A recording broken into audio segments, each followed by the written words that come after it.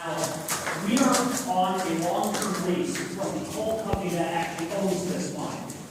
This mine has been owned by the same coal company since 1855. They still own it. They're actually running the strip mine across the street. They're still in business. That's the EMI. That's their modern name. For years they were known as the EMI Coal and Navigation Company, or LCN. But it's still the same company.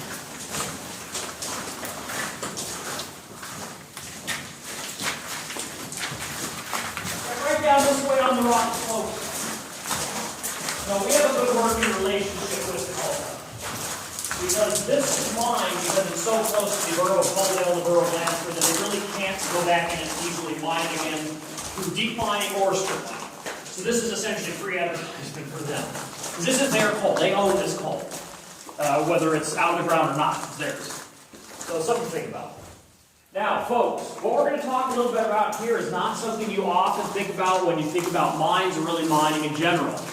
Healthcare. Folks, we're going to talk about healthcare a little bit here. Now, if any of you were a miner in this area in, we'll say 1870, the 19th century, that's as good of a year as any, folks.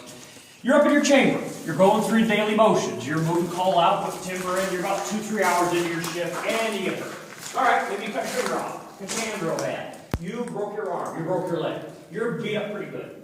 Your laborers with you are going to perhaps tear a piece of your shirt off and bandage your wound as best they can. They're going to give you a bit of water for your canteen if it's handy. They will take you and place you down near the foot of the chamber in the safest place they can put you. And that is now, unfortunately, where you will stay for the remainder of your shift. Coal companies in the 19th century were not going to send a mine car in to take you outside. Miners were often thought of as more or less an expendable commodity of these large mines. It was really no skin off their nose if a miner was killed or crippled in an accident. They would simply hire somebody else. That was how the mines in the 19th century worked. Hard times for all of the miners. Now, folks, we're going to move forward in history. January of 1890, the United Mine Workers of America forms, the Union, the UMW of A. Through a series of sit-downs, strikes, work stoppages in the 1890s. That was a very violent decade. By 1900, the union is starting to have a little bit of sway with the coal companies. Very little at first, however, they're at least starting to be heard. And their demands are not unreasonable, even by today's standards. They were only really after three things. They wanted better pay, they wanted a better working day, and they wanted better conditions for the men. That was really about all they were after. Just improving their lives. So what you start to see in mines, large mines especially around 1900 are what we call mine hospitals. The early ones were very crude. We are talking about nothing more than a wooden shack underground in a well-traveled area mine. Inside that little room, you would find a bench or plank they could lay out on if you're severely injured. There's going to be a box in there with basic medical supplies, gauze, bandages, things like that. There's, chances are, going to be a jug of whiskey in there. Give you a swig of that if you were in pain. There may or may not be a lantern burning in there for some added light. But there will be nobody in the room. You have to wait for a miner or mine foreman who has received basic first aid training to come along and assist you.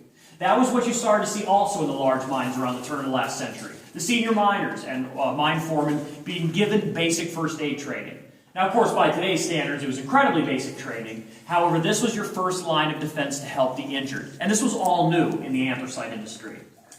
So we move forward again, folks. Now we're going to move up to the First World War, 1914 to 1918, the mid-19-teens. Now you start to see buildings like this being constructed in our large mines.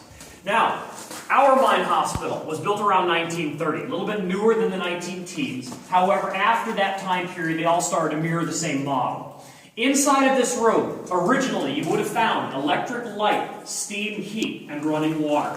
This room was a clean, dry, white-painted room. You have to just kind of trust me on that, though, folks. Time has just not been kind to it.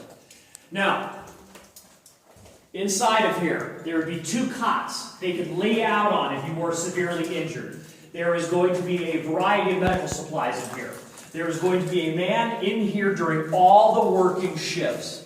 Now, he is not a doctor and he is not a nurse. However, he has more advanced training than you do as a miner. So he is able to take care of you. You would be brought in here. They would clean you up. They would dress your wounds, give you morphine if you were in pain. They would be able to help you out a little bit with your broken leg, put you in a splint. They'd be able to get you stable enough to take out of the mine.